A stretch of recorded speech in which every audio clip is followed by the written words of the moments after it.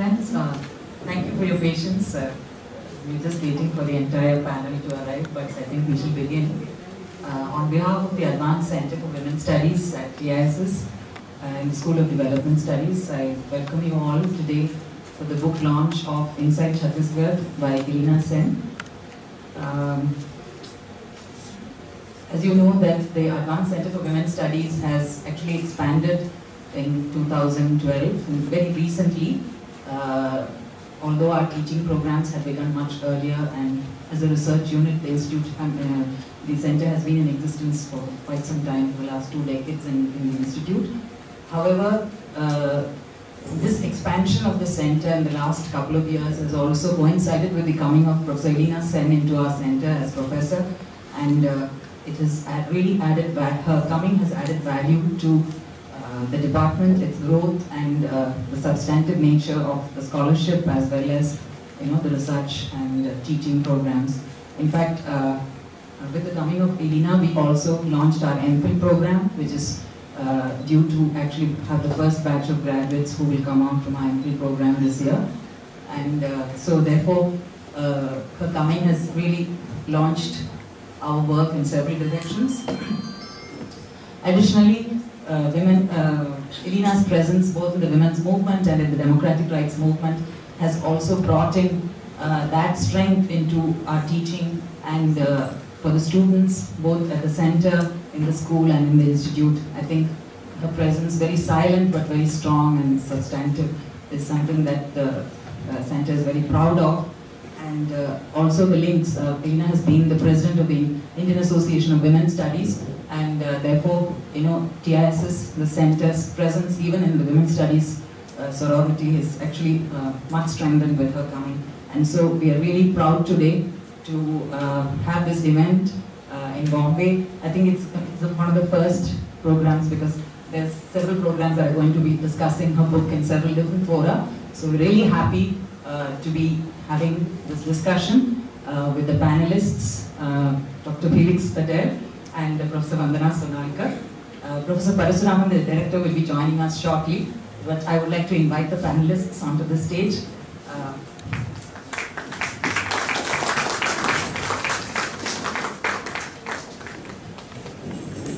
And Ilina also, please come.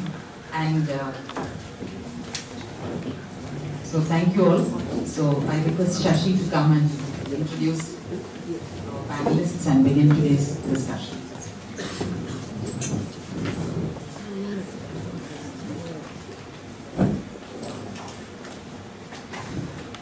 Good evening, everybody. It's an honor for me to introduce this evening's esteemed guest. Professor Ilina Sen is a professor at Advanced Center for Women's Studies at TISS, Mumbai. She's been active in the women's and other rights-based movements for over 3 decades. She's educated at Shillong, Kolkata, and at JNU, New Delhi. She's been Professor of Women's Studies at the Mahatma Gandhi Antarashtriya Hindi Vishwavidyalaya, Wandana, and currently holds Senior Fellowship at the Nehru Memorial Museum and Library, New Delhi.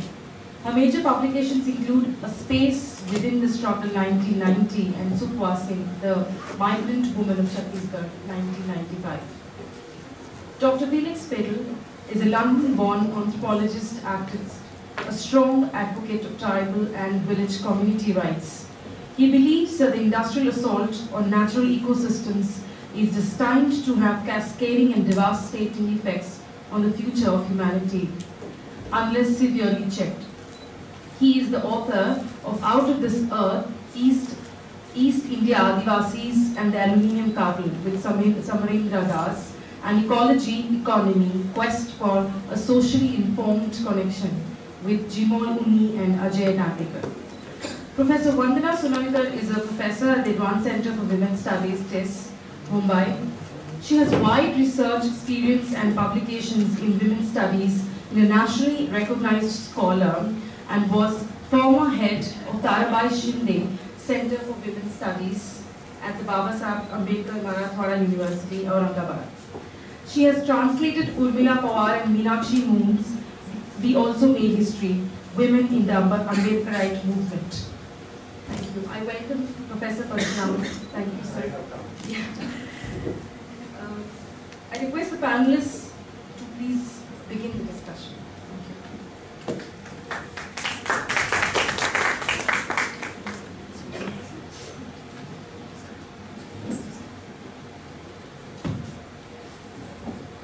Good evening, everybody, and thank you so much for inviting me. I feel extremely honoured to be here tonight, and extremely happy to see this book and to read this book. It's a very, very readable book. I think it's a very important book in lots of ways. It's unusual somehow. It's readable in a way that it's almost a kind of non-put-downable book, but in a very quiet way. What I find very significant about it is it's like Chhattisgarh has changed so much in the last 30, 40 years, and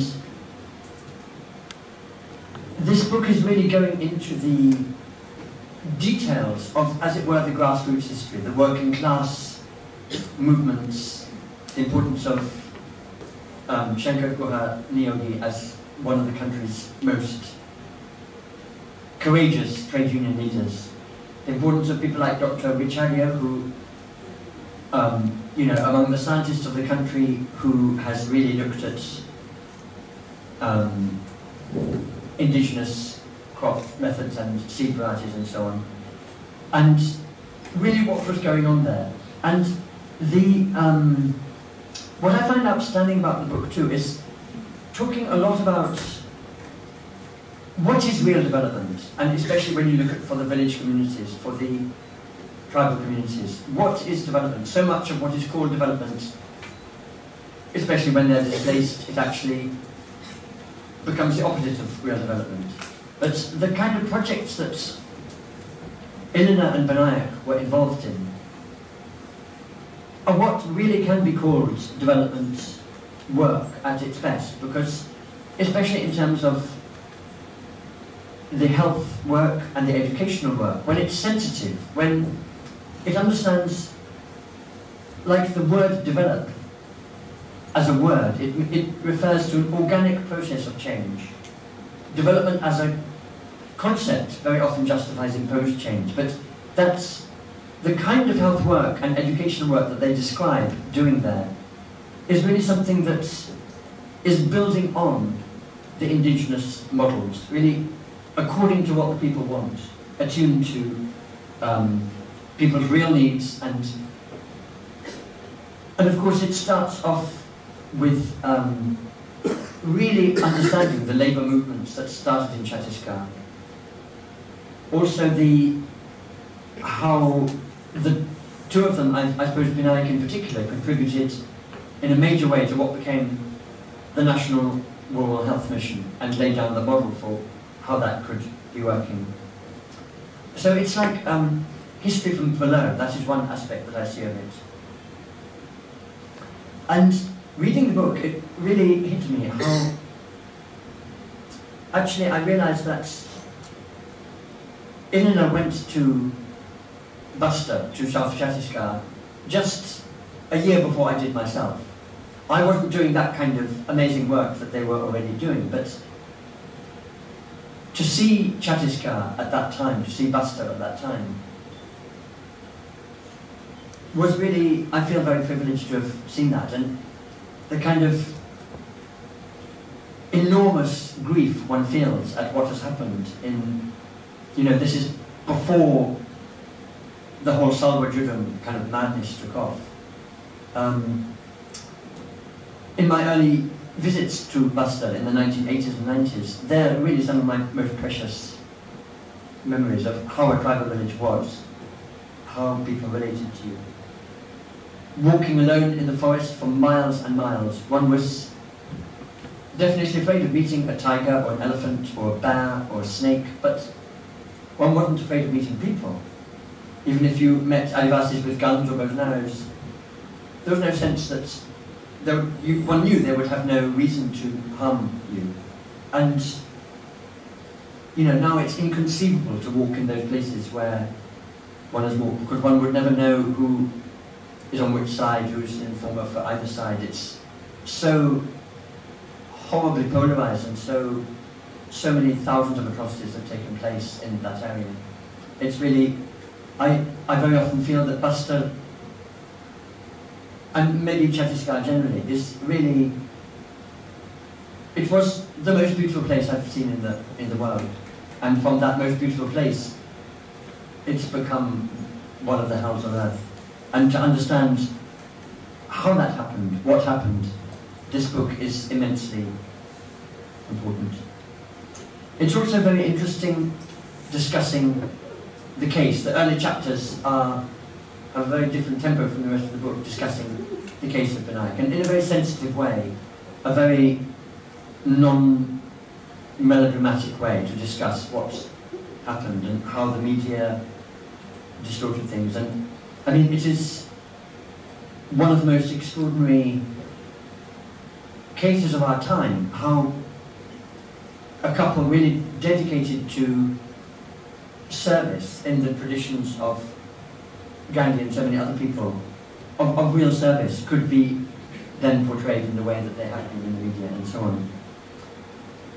And in that, in understanding what is happening in law, as law is defined, the rule of law, what law means, one of the things that I got from the book is also what I've been feeling more and more, that it's very hard to talk about the positive features of tribal society without being labelled as romantic, or this phrase ecological romanticism, when actually these people really had developed the most sophisticated balance with nature.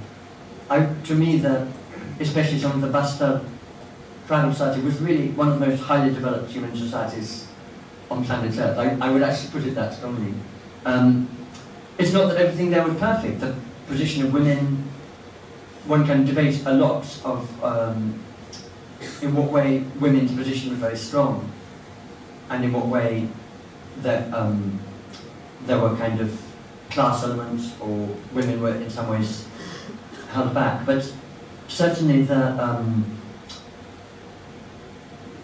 a few days ago, the Prime Minister made the very lovely comment that tribal people can be a great force for development. And I feel that can happen if, in a real way, people start learning from tribal society. That I remember one comment of an elderly tribal man in Orissa saying, "Where are the saints in your society? In this village we're all saints. We live on very little, we share everything we have with each other, and we waste nothing." And that's just, I mean, sometimes tribal people, very rarely you hear that, when they actually say, actually we think we're more civilized than you are, in a way. But in some of the really important human and community values, I think they are. And one of the areas is the area of law itself, that the process of traditional tribal law, the aim of it is not to make one party right and one party wrong. It's to bring people together and reconcile them. And usually at the end of a legal process, the aim is to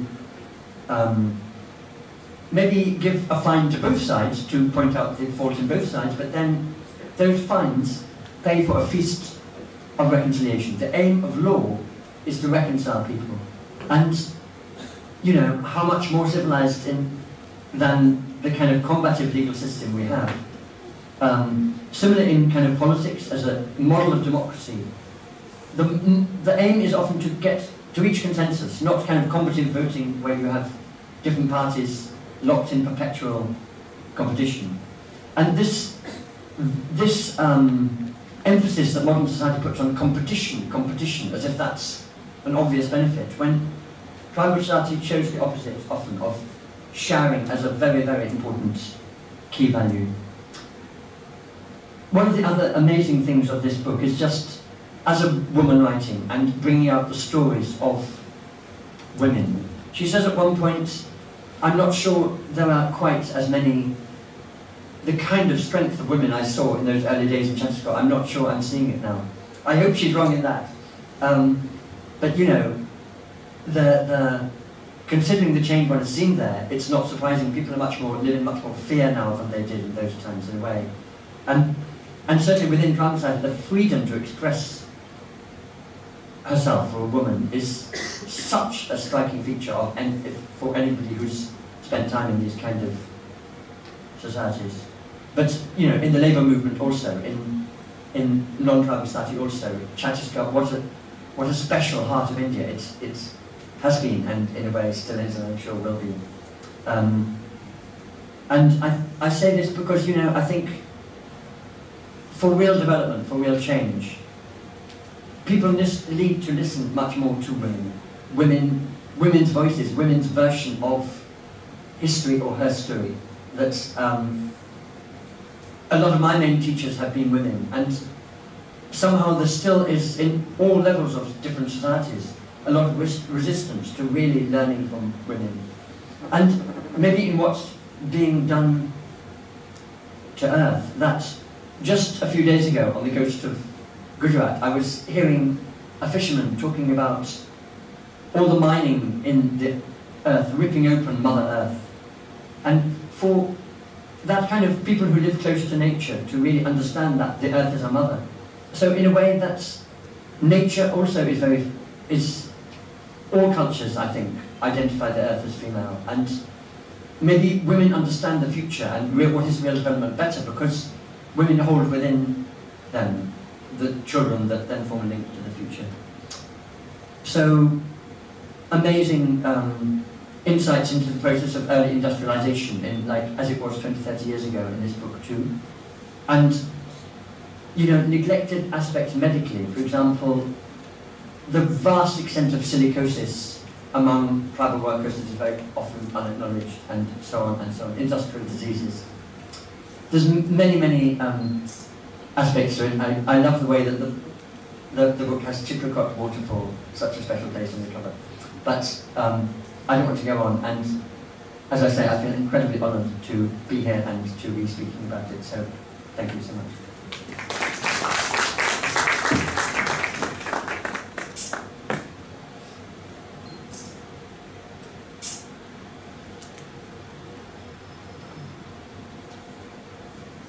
I too find it a great honor to be here sitting in this panel talking about Ilina's book.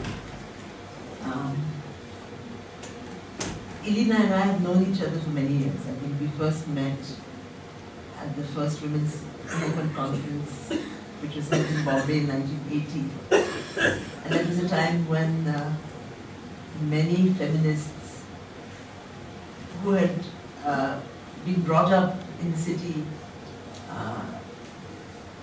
who were brought up from a different background, were actually leaving the city to go and do something worthwhile, where it was really needed, working among the people.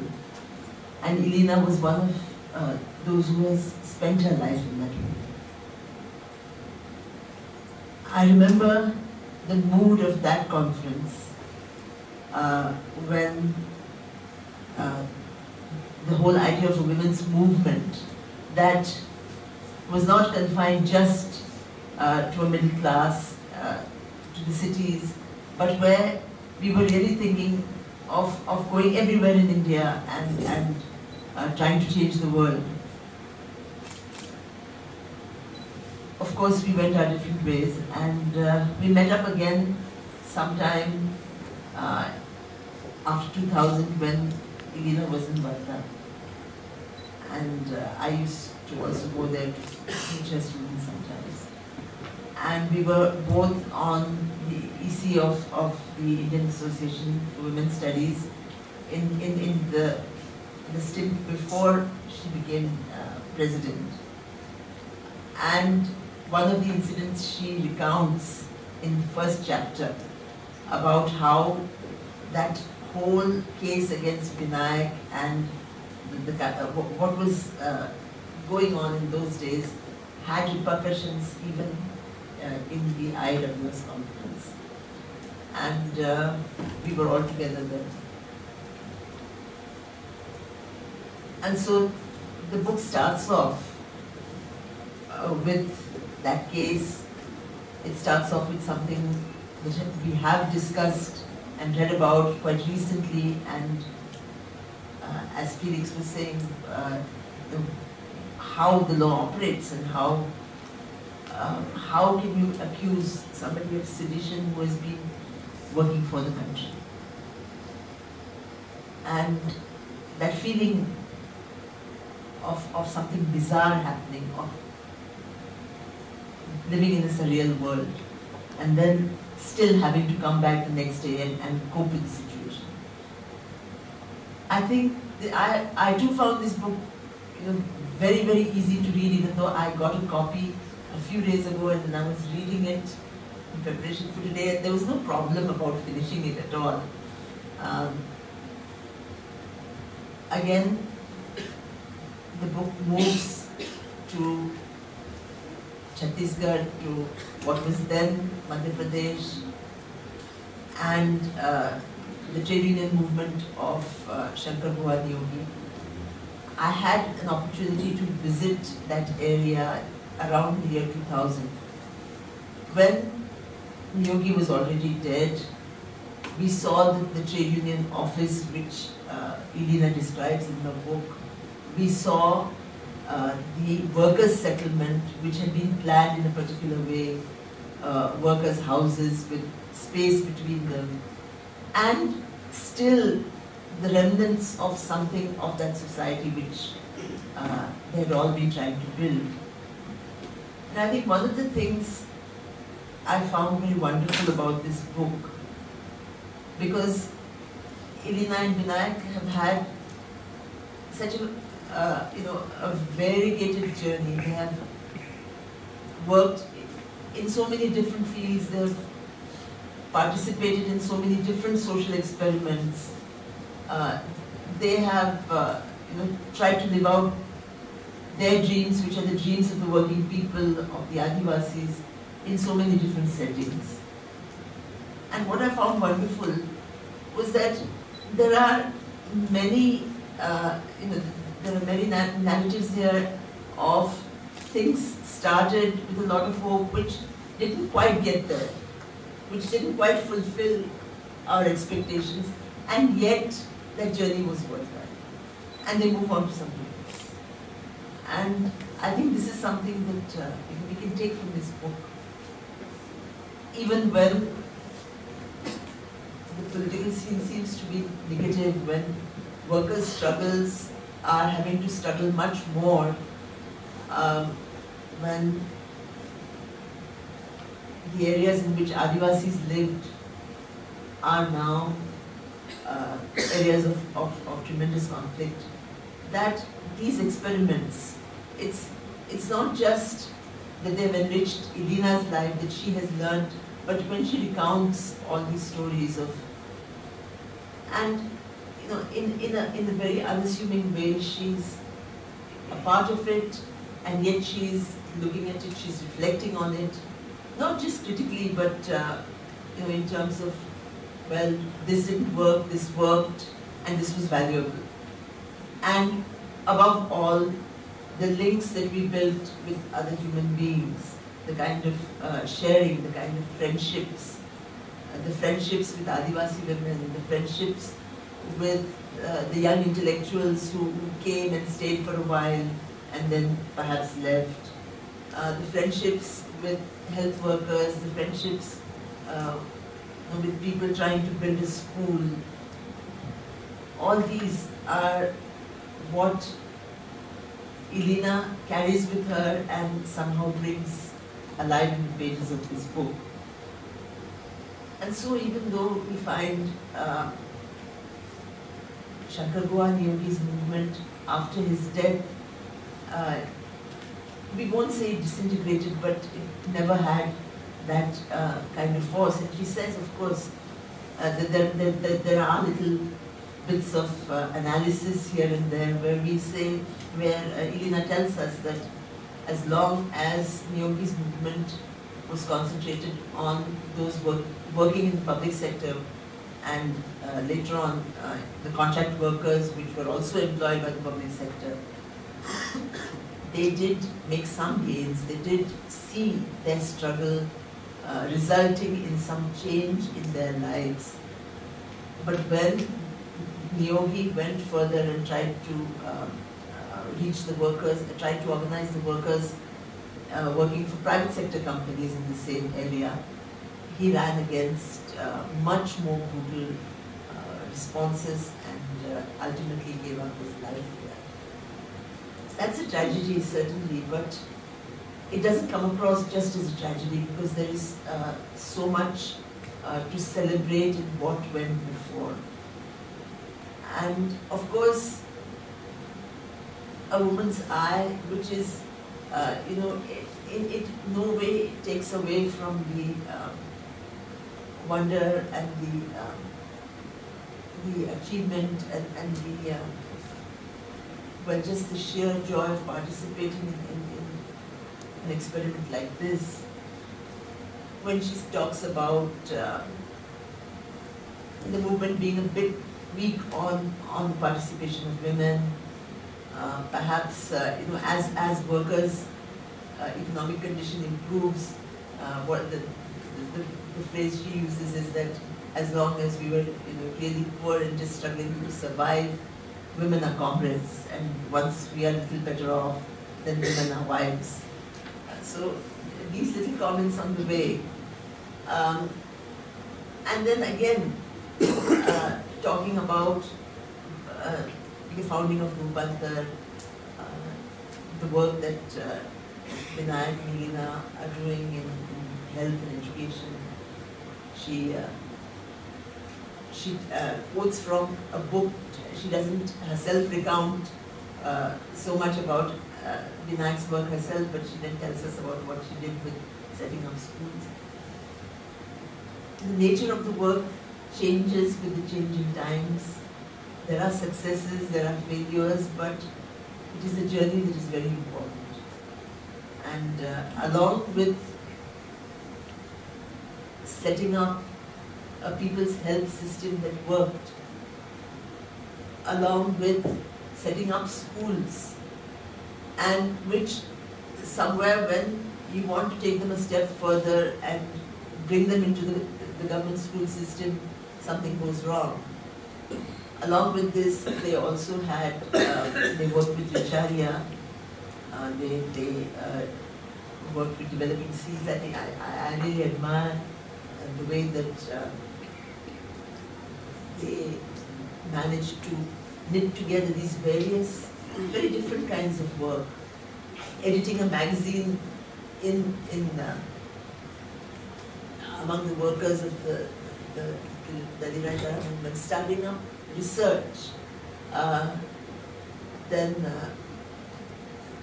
moving to different areas of Chhattisgarh, finding different kinds of situations in which Adivasis lived in a different terrain. And all this time, the political scene was unfolding. There was the Chhattisgarh Mukti Morcha, which was always different from the Jharkhand Mukti Morcha because it built on the trade union movement much more, and it was not just the identity of state, the demand for the state that was foremost in that. And then suddenly things begin to change, the state comes into existence, the political scene changes, and there are defeats. I found the book, it's a book that when you pick up and read again, the insights are delivered with, in a very matter-of-fact way, in a very, I think it is only women who write like this and downplay their own role so much. Yet you can see that Ilina and Vinayak are bringing something very valuable into the struggles in which they take part. And they are talking about those struggles, those attempts at building a better world from the point of view of the working people who were really involved and with the Adivasis, with the industrial mine workers, and then moving to Raipur, starting up something, moving to Tildas, starting up something new. Not being disheartened by the fact that you had to leave something you worked on for many years and then go somewhere else. I think all these things are very moving. And I've worked with Ilina in this as well, and she's carrying the gains of all these things with her, and she has brought them here. So one doesn't say of someone who is a colleague and a friend and whom one has known for so long that one is privileged to have known them, and yet it is true. And this book brings alive a lot of things. It raises many questions in one's mind, and I'm sure that anyone who reads it will also join Ilina and Vinay on the journey. And thank you for taking me there.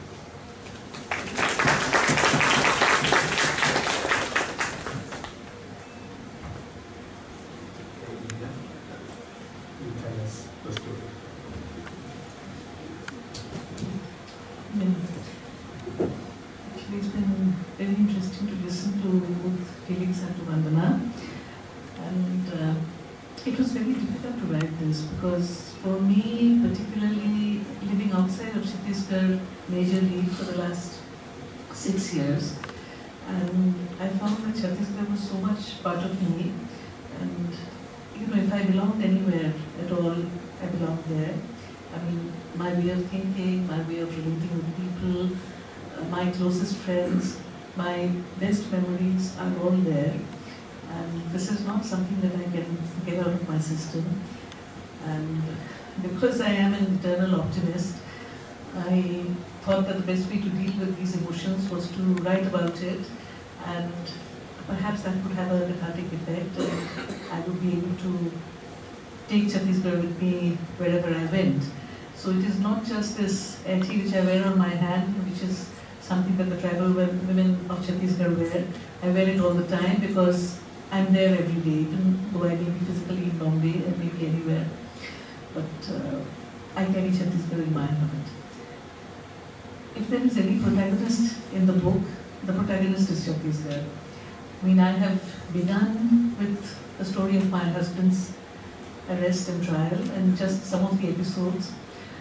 I haven't dealt with the case in detail because the case, as many of you know, is still sub judice, and anyway, Philip has written a much better book on that. So anybody who's interested in the details of that could possibly, Philip D'Souza is here, who's written The Curious Case of the Night Sen. So anybody who's interested in that aspect of the story can read Philip's book. But I have not written about that. But I have written about our experiences of living through that. Because that in a way was very interesting, because I am somewhere, I mean, even as I have negotiated life, I have been a researcher. So even when I was negotiating the prison system, trying to meet my husband, trying to set up dialogue with people in the administration, trying to handle the case, trying to handle the legal systems, I had never stepped inside a court ever before this happened. And so I picked up everything, but I learned a lot in those 4 years when all this was going on. And even when I was negotiating with the prison system, I learned so much about people's coping capacities, about how they survive, and particularly women. And one incident which has always stayed with me was this very young girl, maybe about 22, who was waiting to meet, her husband had been picked up, very much like mine, and she was waiting to meet him outside the jail, and she did not know who to meet, she didn't know, she was not literate, she was from a village, and she was holding this very small child who was hungry and crying, and at some point, some of us, we got together and we said, why don't you at least feed the child? So some bananas were required and fed to the child. But she kept asking anybody who would appear out of this gate, when will her father get released? And I thought, this was the eternal quest of all women who were there. And, so I kept watching and observing and integrating some of these experiences into my own experience. And through that, I was able to liberate myself. And it wasn't something that was just happening to me. It was happening to so many people, to so many women. And negotiating these systems is very difficult. So I tried to understand some of this and tried to integrate into my, made it a learning experience. So then it ceased to be as terrible as it was. It ceased to be much more, a learning experience. And Chhattisgarh, which is really at the center of the story, I first went there when I was 23 or 24, and I'm still there. I haven't left. So Chhattisgarh, I've seen it change. I mean, Felix was just saying that, his first visit to Bastar and mine were around the same time. But it was so fantastic because the way people thought, the way people lived, women of Chhattisgarh, what really attracted me and what made me stay on for so many years was perhaps the women of Chhattisgarh, their strength, their capacity for friendship, their capacity for love, and their enormous generosity in taking me along with them. They became very close friends, and today, I mean, when I say to people from where I am today, that so many of my closest friends are actually mine workers. They're women mine workers, but I know I can walk into their houses anytime, whenever I go back, and they're happy to have me, and they'll cook for me, and sit late into the night chatting like we used to do 30 years ago. So these memories have stayed with me, but I have also seen the organization of mine workers was so enormously powerful in the 80s, and the way it struggled, the enormous strength of the people, the organizational issues. I did not belong to, although my family was connected with the independence movement and with workers' movements. I myself did not ever have membership of any political organization, but I saw at very close quarters the workings of political organizations, the power struggles, and as a woman who was always outside of power struggles, I found this also fascinating. The way in which power struggles play themselves out and how people try to gain a little bit of position and a little bit of authority over others. It's so amazing. The way people are, they find this so satisfying, and they're so pleased and they're so thrilled to be able to dominate others. So this idea of domination, I found that extremely revealing, to say the least. And working in a trade union organization where there were elections and there were positions, there were a general secretary of this and of that and of that, and extremely competitive, to see this interplay of solidarity and some of these other tendencies. I mean, it was fascinating, to say the least. I tried to be as honest as possible when I have recounted this experience.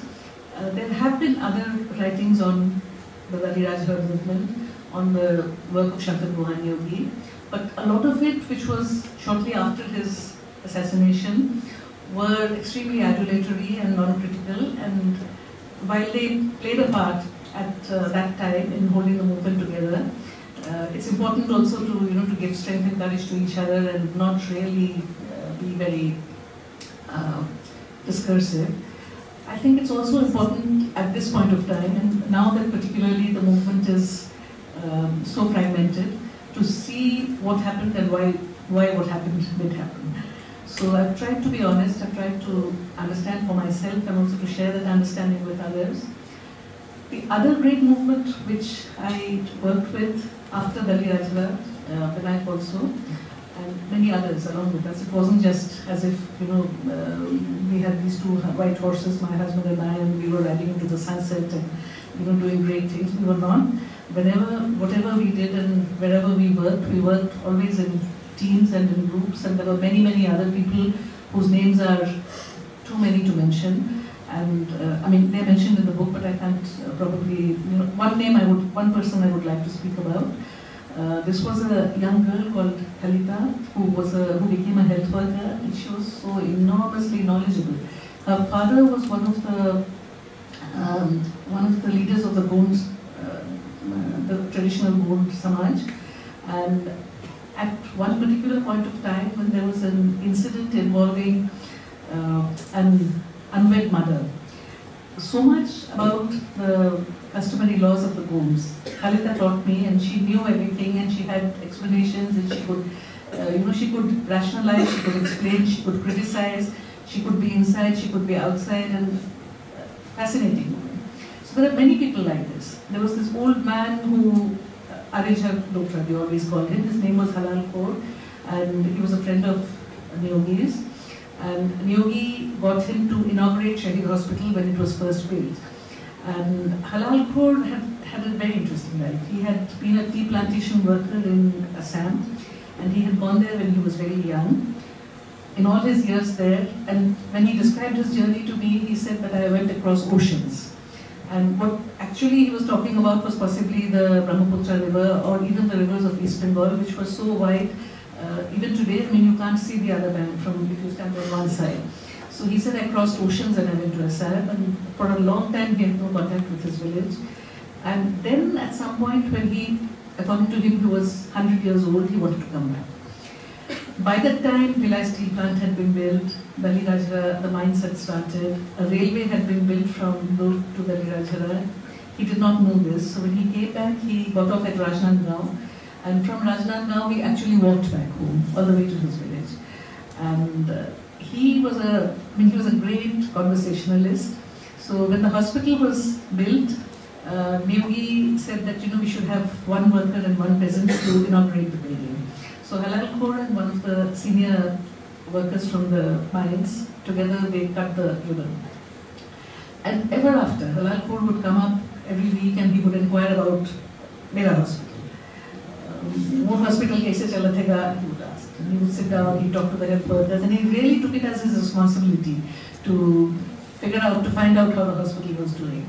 And this he continued until he was very old, and when he was too old to travel and to walk to the hospital and walk back to his village, he would send for the doctors. Come and tell me what's going on. And everybody obliged. So there were so many interesting people like this. I mean, there was Sadin Bai, who people of Chhattisgarh are very cosmopolitan, the ordinary people. They've traveled a lot and they have many experiences. Sadin Bai's father had been a tea plantation worker as well. And before passports and visa regimes came into existence, she had gone to China with her father because her father worked in loading tea chests onto the transport ships. So she had been to Hong Kong. So there are many, many experiences like these, many stories, many kind of, so much richness in that life. But slowly things change, the new state comes into existence, mainstream development policy comes to mean a lot more for governance, for the people of the area. And some of the questions that Felix was asking, that what is real development, I don't think anybody knows. But certainly there were so many lessons, so many learnings that people have had from the way ordinary people lived, they conducted their lives, the way they governed themselves, which we really fail to take into account. And whatever we may say about development from below, learning from people, etc., I think we, the intelligentsia, have really never internalized that, and we have never really taken the lessons from the ground. And this is our main weakness, and if in some way we can, learn to do it, or even begin to think about these issues, I think that will be a great achievement. Today, living outside of Chhattisgarh, I'm sad. I remember Chhattisgarh every day, and what has happened is a very complex story, and I don't really get into that in very great detail, but I do touch upon some aspects, like what is happening to the tribal areas as a result of the conflict. And the conflict is, again, very complex, but without getting into the history of either protagonist in the conflict, the question that really I think we need to seek answers to is that the path of development. Is it only through destruction of earlier cultures, destruction of earlier people's ways of living? The kind of conquest that took place in North America, for example, before the United States or Canada became great industrialized and within quotes developed nations. Is that an inevitable process? Do we have to, within quotes, civilize the world in that way? And I think we should seriously think of alternatives. I don't have answers. I've asked the questions, I've tried to raise the questions, but I think the answers are something that we should all collectively work together towards. And basically that's all I have to say. It's a sad story, but it's also not a sad story. I don't think it's a sad story because there is so much material for hope and so much inspiration in that. So I don't want to end on a negative note. Thank you for listening.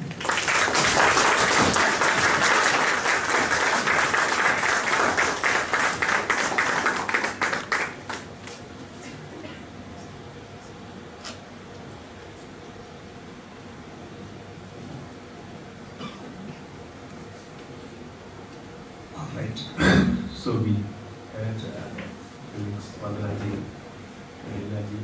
So we can take one round of questions, and it's not just restricted to both Felix and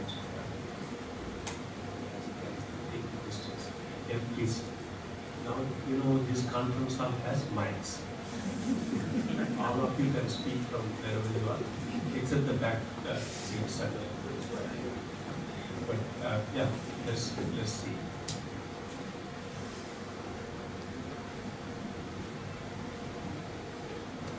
So, you have a question?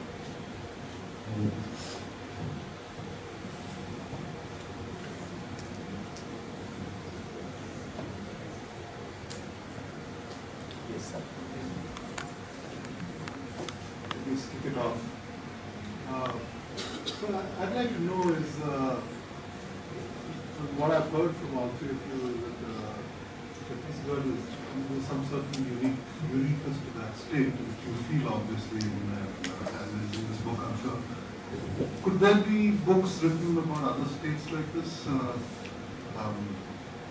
there be a book like inside Andhra Pradesh, inside Jharkhand? And what is unique about Chhattisgarh that has produced the kind of place it is today?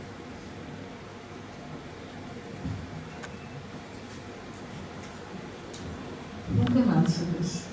I don't know whether I can, but I think Chhattisgarh is very special, and paradoxically and paradigmatically, a different kind of development paradigm experience. The experience of a different development paradigm exists within Chhattisgarh. Has existed, and it's just that we have not learned those lessons. The way that women's development, women's strength, tribal governance, and slowly, beginning with the state of Madhya Pradesh. I grew up in undivided Madhya Pradesh, and slowly, as the state has come closer to the people have really lost space. That should not have happened. There have been similar books on Chhattisgarh. I don't know whether on Jharkhand. Dr. Ramdel Munda wrote, and he always wrote in Hindi because he believed that, he was a PhD from Michigan University. He always wrote in Hindi because he wanted his writings to be accessible to people. But he has written a lot about life in Chhattisgarh.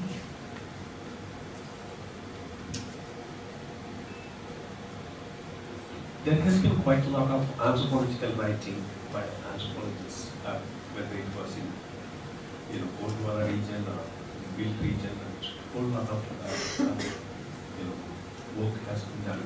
But this is about the lived experiences of people, people who have lived there, internalized the local culture and local people, and tried to put out what it meant.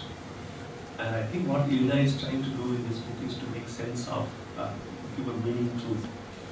And I think that's quite important. These kind of things will come out through lived experiences. So you don't find them. So anthropologists have done that in the past, because those guys went and lived there. But these anthropologists are far more bigger. They stay there for 30 years. So that insights are much more different.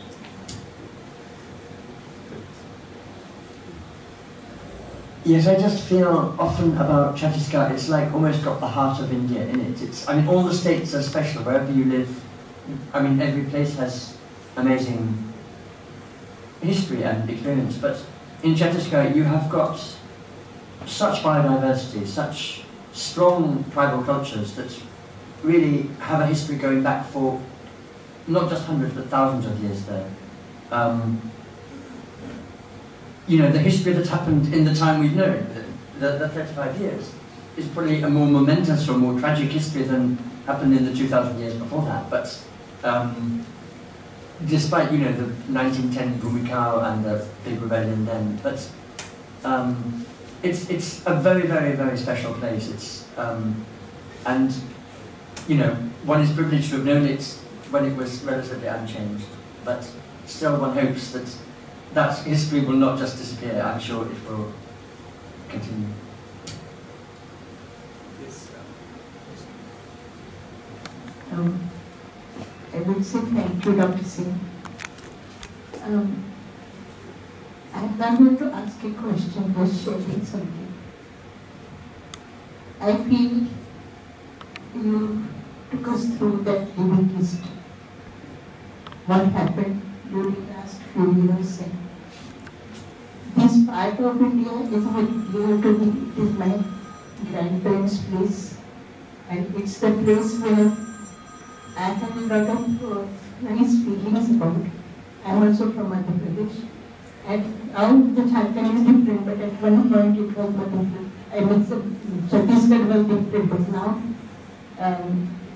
some years back, it was part of Madhya Pradesh. So, you took me through so many feelings when I was reading, and I can't wait to read that book. I think I am not here to raise any questions, or I think I am not at all competent to answer some questions. Like you said, we need to discuss and find out answers ourselves. Things are really, there have been shocking things like what happened in Pascal, what happened to Shankar Jyoti, or what happened to Dr. Singh, and many other such incidents which have shocked us, but we have remained in our place. I have at least not done anything, not shared with anybody, just felt bad and remained here. But I think I will read the book now and come back to you.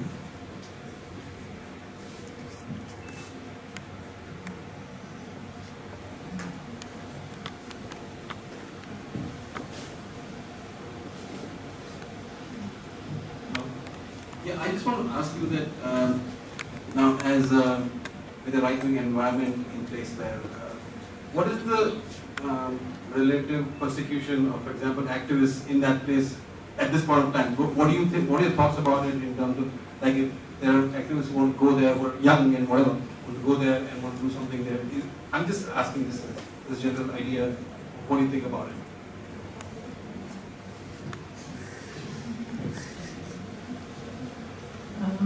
It's certainly very difficult to work there now because, the conflict, I think it's actually a conflict over resources and control over resources, but it is made out to be a national security issue. My belief, look, I can only answer for myself, my belief is that national security lies in the happiness of the people. And with that in mind, if anybody wants to go there and work there, connect with the people, they should be able to do that, but sometimes I think the state gets paranoid. It becomes difficult.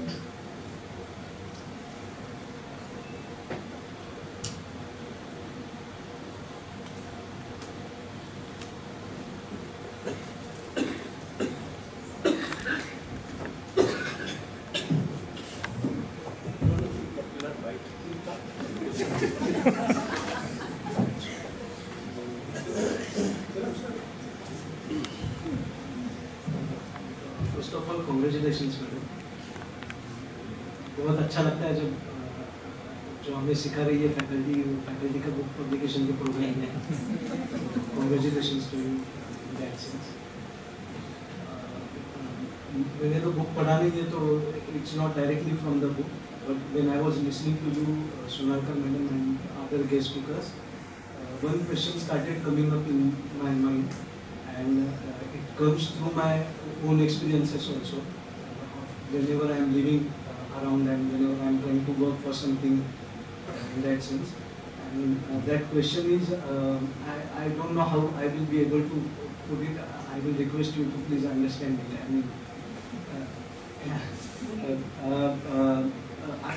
I mean, because the country is affected by caste system. How do you, how do you find yourself, I mean, as an individual? I mean, does that affected you, your work, your experiences, or it helped, or anything? I mean, considering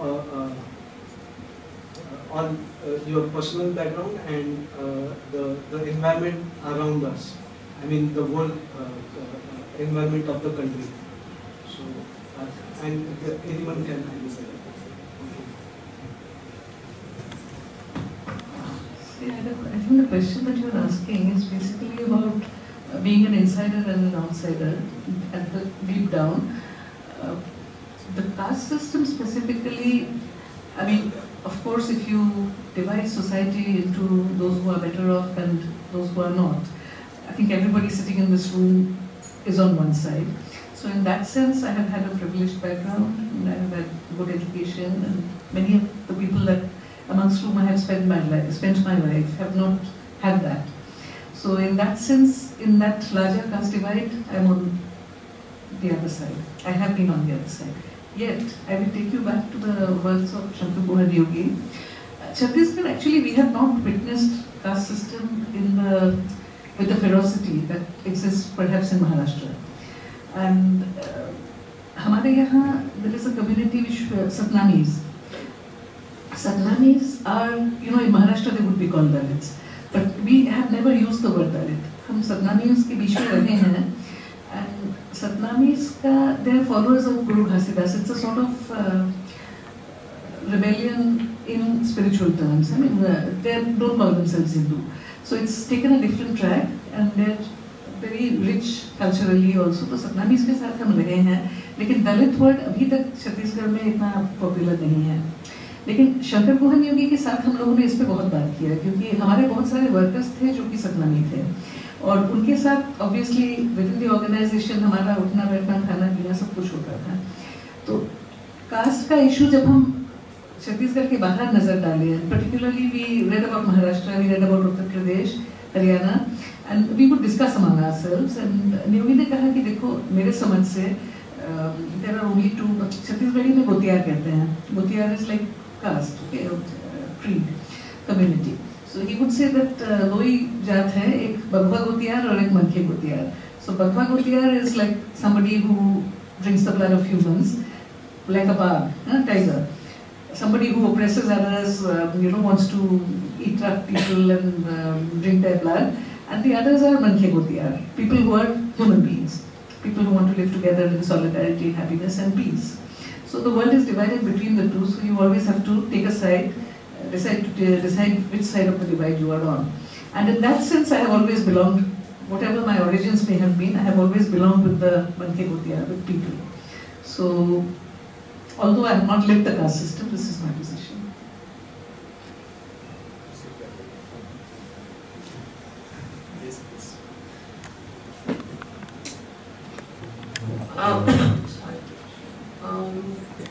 Both of you all have described Chhattisgarh like almost paradise before Salwa happened.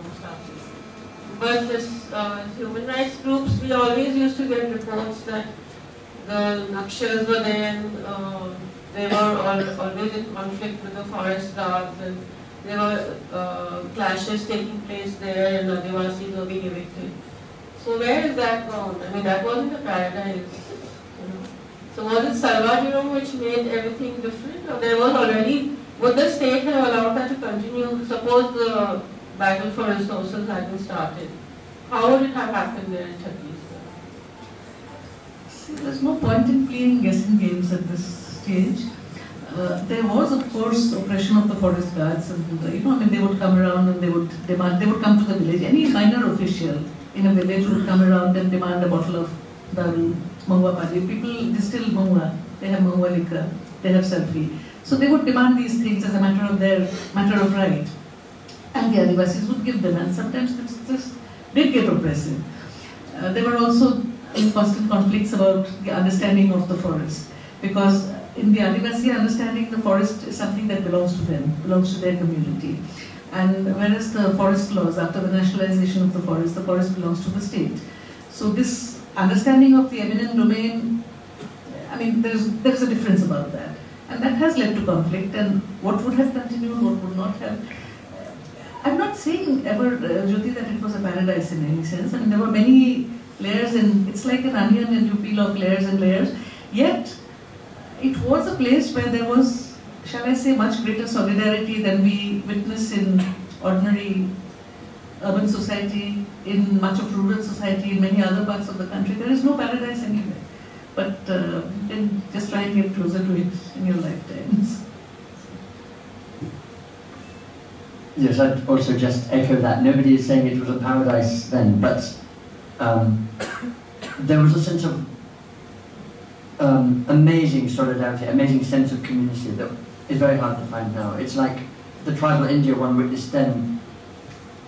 It's very hard to find anything like that now. And even in, when Ilina was working there, what Nayogi was fighting was already demonic, that industrial system. But the change, what has happened there, really, it's very important for the whole country to understand that.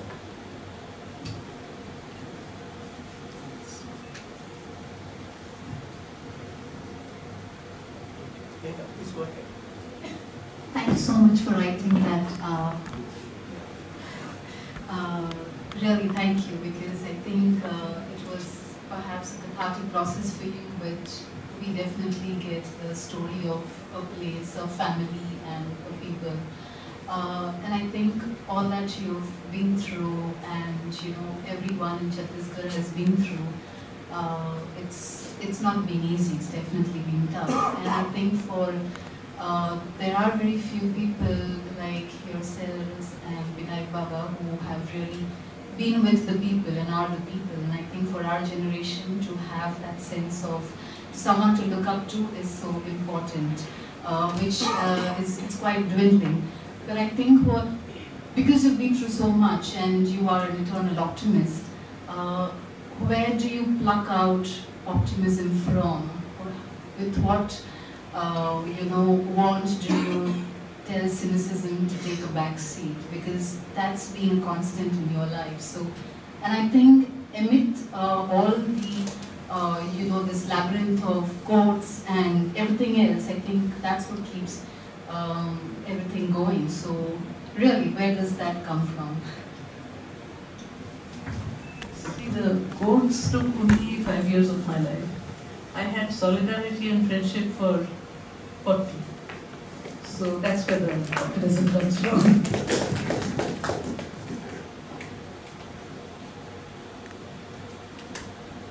Anyone wants to have a last word?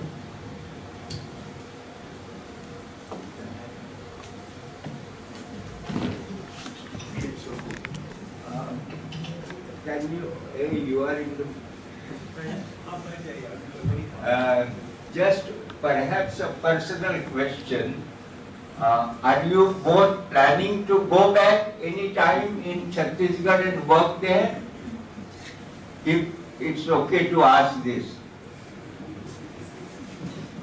I am going to be 64. My husband is slightly older than me. So whether we are going to go and work anywhere for very long is an open question. I mean, we'll of course do whatever we can as long as we are fit. I have major health issues. I would like to continue to work, but I think at this point of life, I have perhaps more to contribute in training younger generations than in physically with my own hands trying to build social experiments. So it's just that my role definition has changed. I still have my home in Chhattisgarh. I still go back there, and I am, even when I am outside, I am very keenly following what is going on there. So in that sense, I have not moved away.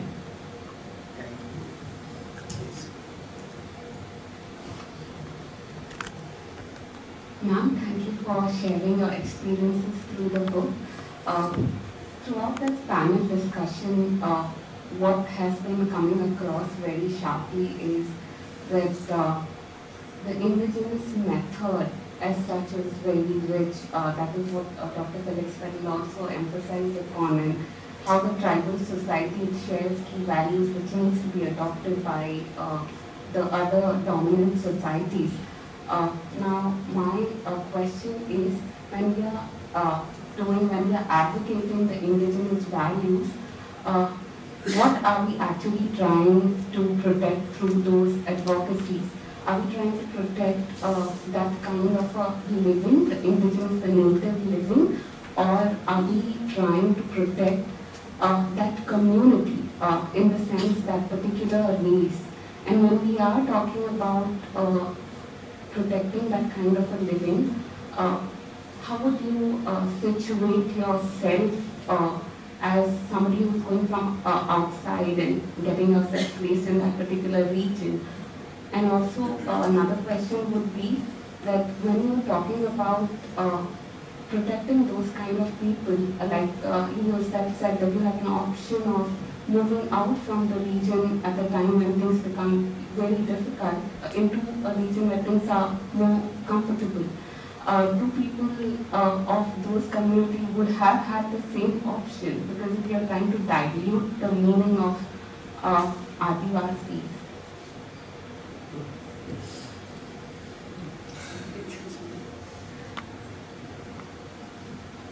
I can try. I mean, it's a very complex question. One is that I think you are questioning, your question deals with this whole concept of ethnicity and who is a tribal and who has, well, according to bloodline is pure tribal. My focus and my quest has always been on tribal learning and tribal systems, much less than on the purity of the bloodline and who's a bond and who's a pakka bond and who's an adulterated bond. Because as a woman, and this insider and outsider also, as a woman I have a slightly different take on it, because we often hear in discourse about this definition of the Matiput, the person, the son of the soil. There are never any daughters of the soil. We have always learned and been taught to make our homes wherever we are placed. And I have made Chhattisgarh my home. I chose to make Chhattisgarh my home, and I made it my home. If I am here today in this institution, I will make that my home. So we always try to locate ourselves and try to belong to wherever we are. That is part of part of the training that we have had in patriarchal society has trained us that way, and we have learned to function like that. But what I value most and what I would most like of the indigenous experience to pass into our experience is that I wish that movements, mainstream social development, mainstream economic development, political development would value the learnings from indigenous society. It has been tried in other situations. In India, unfortunately, the indigenous debate has got very much limited to ethnicity. Whether you belong to the Northeast tribes, or whether you are a Bhil, or whether you are a Gond, or whether you are a Santal. That is not to me, that is not the important issue. The important issue is what was the mode of production, what were the systems of solidarity, what were the democratic elements in these societies, the way these societies function that we need to take forward. Even movements, even resistance has not fully internalized this. So I think that is what is important. Just to amplify that a little bit more, it's what I find so moving about the book and the description of the development models that were there is building on the indigenous methods of education, of healthcare, and rather than imposing something on like missionaries thinking these people are primitive and they need to be brought forward. And when people are talking about protecting, I think really it's a matter of rule of law, that India has such amazing legislation for protecting the rights, and a lot of what the tribal activists are doing is simply trying to get that legislation implemented.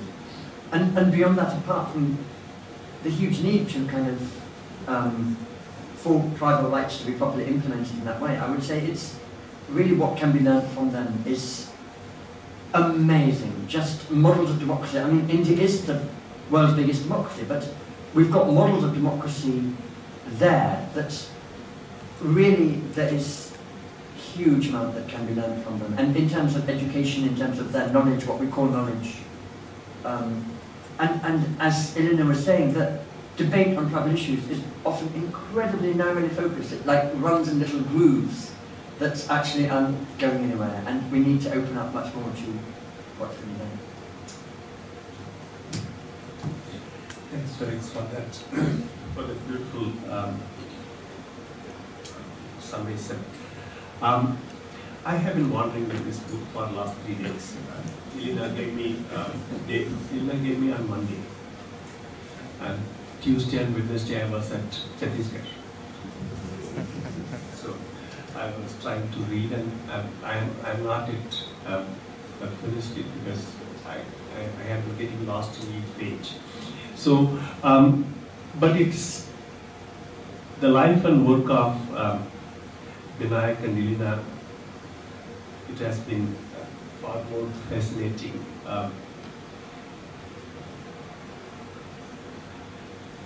You know, what they have been trying to do in Chhattisgarh is about working with people to address some of the issues they have been facing in terms of health, education,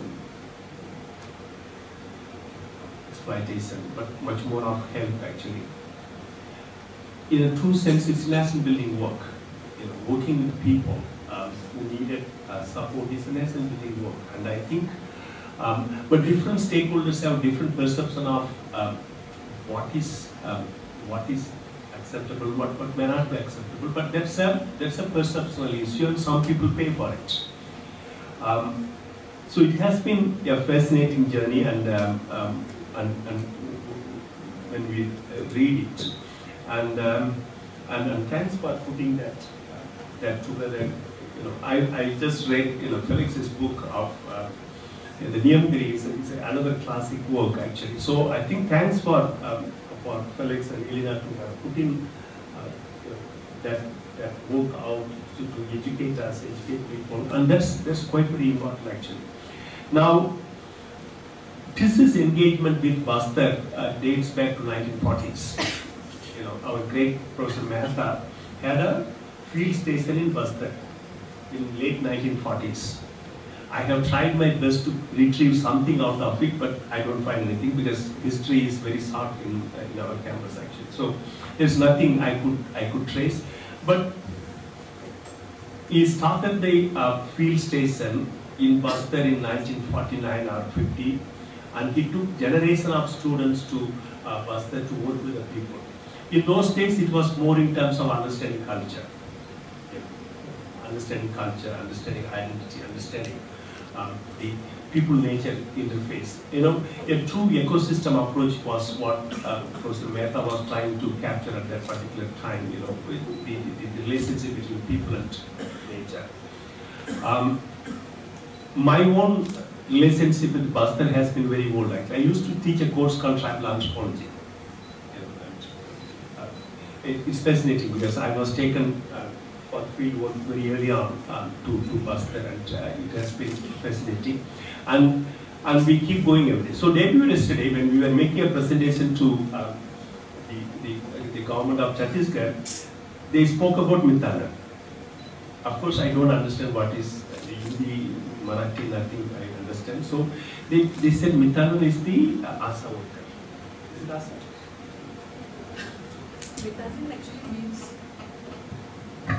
Metanin means friend. It's a ritual relationship. It's almost like a family relationship. So that Metanin program, which we created in Chhattisgarh, was adopted by NRH into the Asha. So what is existing in terms of healthcare in Bastar is Metana. You know, they are there, they work with people, but then the network has been disrupted.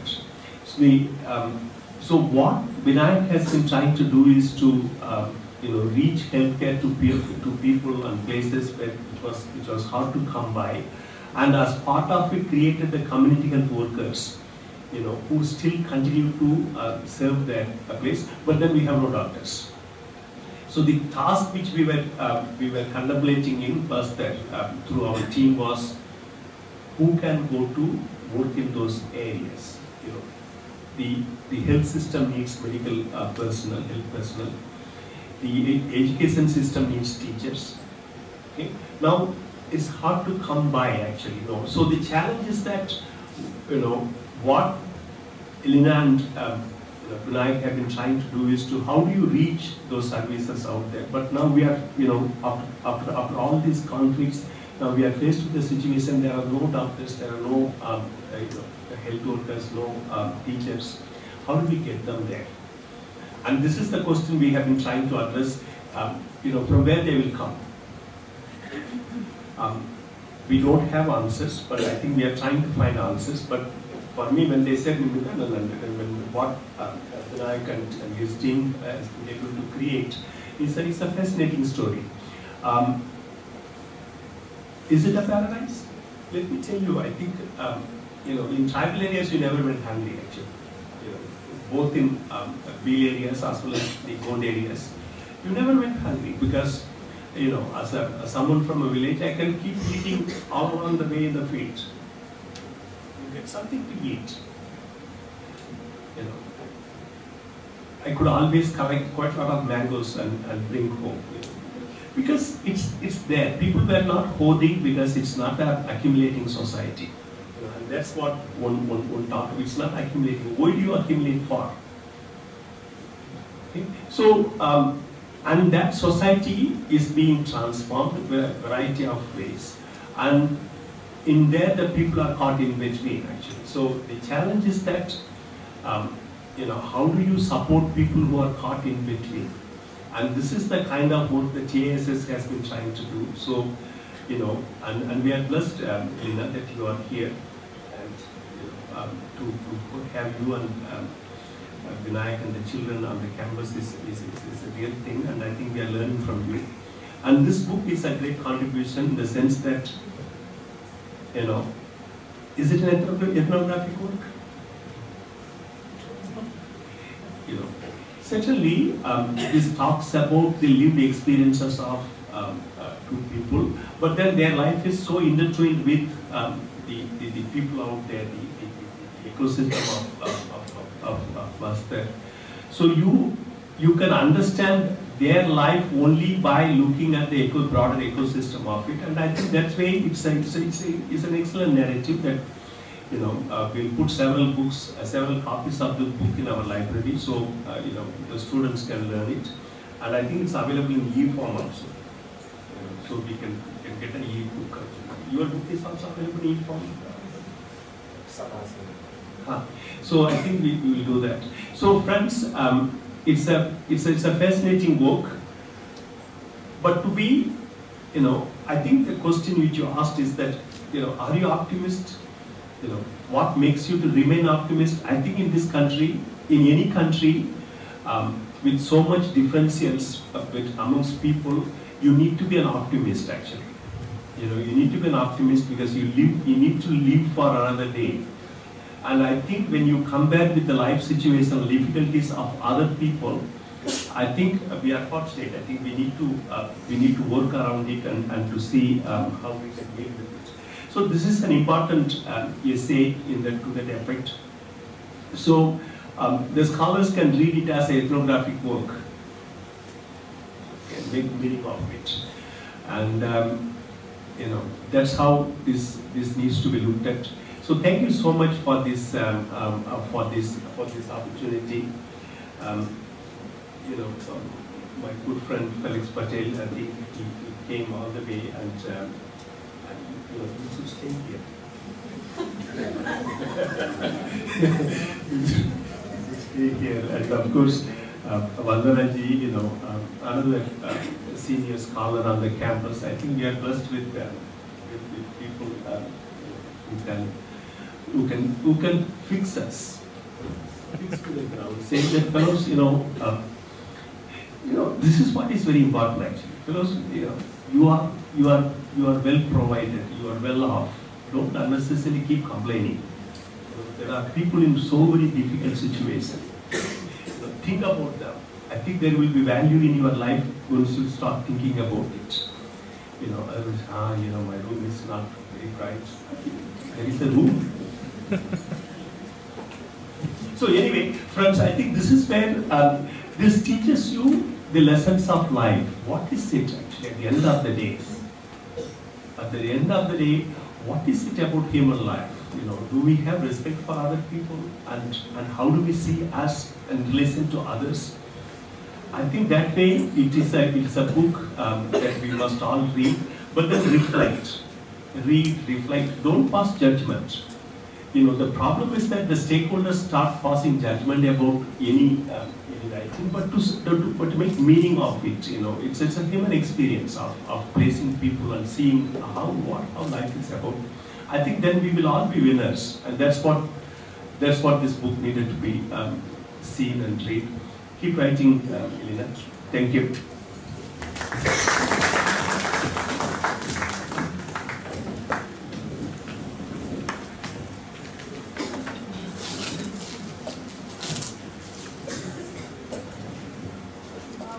To wind up this evening, which I think was both made us both humble and inspiring, I would like, on behalf of all the colleagues at Advanced Center for Women's Studies, to thank Professor Parasuraman for presiding at the launch of this very significant book, and also for reflecting on this connection with Chhattisgarh.